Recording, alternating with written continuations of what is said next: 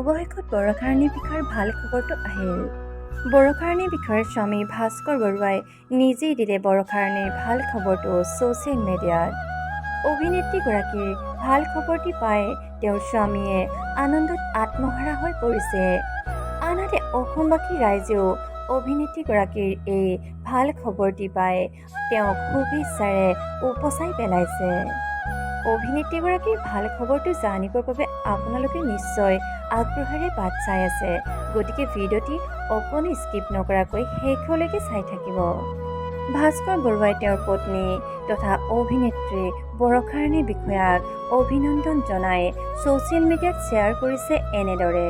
তোমাৰ এই সফলতাৰ বাবে আজি মই অতিকৈ আনন্দিত। তুমি সদায় এনেদৰে আগুৱাই যোৱা।